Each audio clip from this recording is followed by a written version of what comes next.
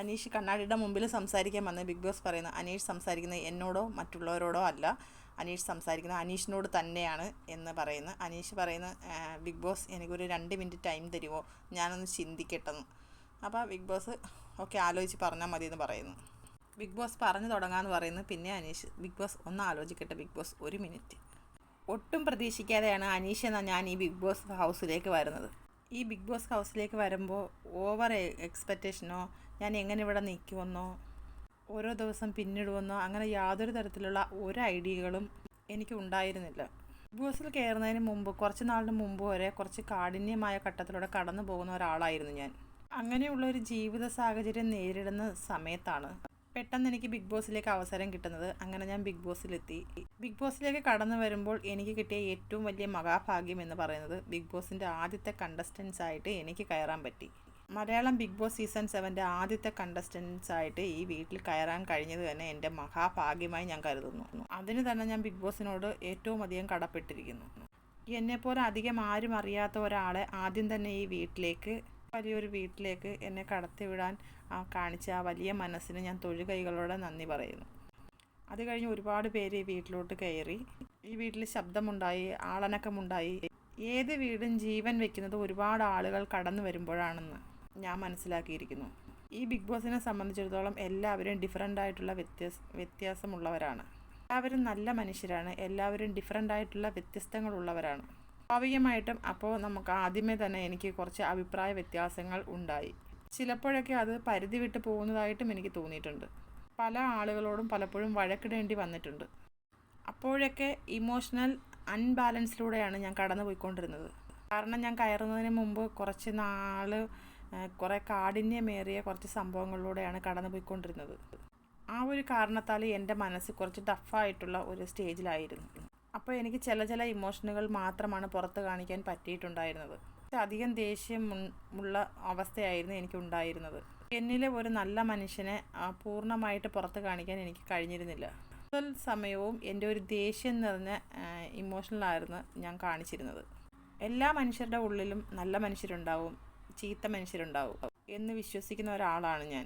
ആ സമയത്ത് എൻ്റെ ഉള്ളിലെ നല്ല മനുഷ്യനെ പുറത്തേക്ക് കൊണ്ടുവരാനുള്ള അവസരങ്ങൾ വളരെ കുറവായിരുന്നു. എങ്കിൽ എൻ്റെ സാഹചര്യം അങ്ങനെ ആയിപ്പോയി.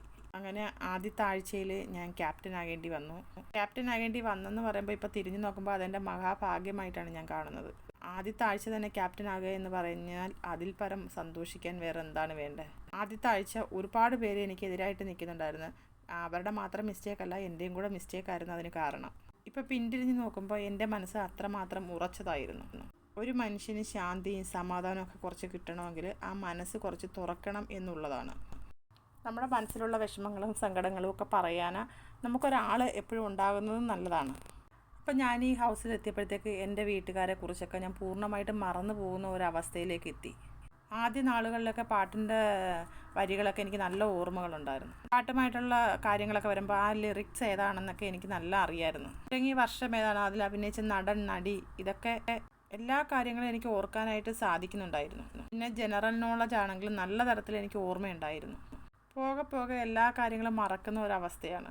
വീട്ടുകാരെയൊക്കെ മറന്നു പോവുക. അതിനൊക്കെയുള്ള കാരണം എന്താണെന്ന് വെച്ചാൽ നമ്മൾ ഈ വീട്ടിൽ ഒരു അംഗമായിട്ട് മാറുക എന്നതായിരുന്നു. അതൊരു ഓട്ടോമാറ്റിക്കായിട്ടുള്ള ഒരു പ്രോസസ്സാണ്. അതെങ്ങനെ വന്നു എന്ന് ചോദിച്ചാൽ എനിക്കറിയില്ല. ബിഗ് ബോസ് ഹൗസിലോട്ട് കയറുമ്പോൾ എനിക്ക് യാതൊരു തരത്തിലുള്ള ഐഡിയയും ഇല്ലായിരുന്നു. ആദ്യത്തെ 3 ആഴ്ചയൊക്കെ എനിക്ക് പലപ്പോഴും ഒറ്റപ്പെട്ടു പോകുന്ന ഒരു രീതിയിലാണ് തോന്നിയിട്ടുണ്ടായിരുന്നത്. എനിക്ക് ദേഷ്യം വളരെ കൂടുതലായിരുന്നു. എനിക്ക് ഒന്നിനോടും ഒന്നും സമരസപ്പെടാത്ത അവസ്ഥയിലായിരുന്നു. ഈ പറഞ്ഞ പോലെ നമ്മുടെ സൗഹൃദത്തിന് എത്രമാത്രം ഇമ്പോർട്ടൻ്റ് ഉണ്ടെന്ന് തിരിച്ചറിഞ്ഞ നിമിഷങ്ങളായിരുന്നു പിന്നീടുണ്ടായിരുന്നത്. ഷാനവാസിനെ പോലെ ഒരു ഫ്രണ്ടിനെ കിട്ടിയപ്പോൾ മനസ്സൊന്ന് ഫ്രീ ആയി. ഷാനവാസുമായിട്ടുള്ള ഫ്രണ്ട്ഷിപ്പ് തുടങ്ങിയപ്പോൾ മുതൽ എനിക്ക് അതുവരെ ഉണ്ടായിരുന്നൊരു ബിഗ് ബോസ് ഹൗസ് അല്ലായിരുന്നു. ഞാനൊരു ട്രാക്കിലേക്ക് വീണ പോലെ അവസ്ഥയായിരുന്നു. ഇതുവരെ ഞാൻ നിന്നിരുന്ന വീടിനേക്കാൾ എനിക്ക് ഒരുപാട് സന്തോഷം കിട്ടുന്നു. അതുപോലെ തന്നെ മറ്റുള്ളവരോടും നല്ല രീതിയിൽ എനിക്ക് ഇടപെടാൻ കഴിയുന്നു. സൗഹൃദത്തിൻ്റെ യഥാർത്ഥമായ ഒരു ശക്തി തിരിച്ചറിഞ്ഞത് ഞാൻ ബിഗ് ബോസ് ഹൗസിൽ വന്നപ്പോഴാണ്. അതിന് ഞാൻ ഒരുപാട് താങ്ക്സ് പറയുന്നത് ഷാനവാസിനോടാണ്.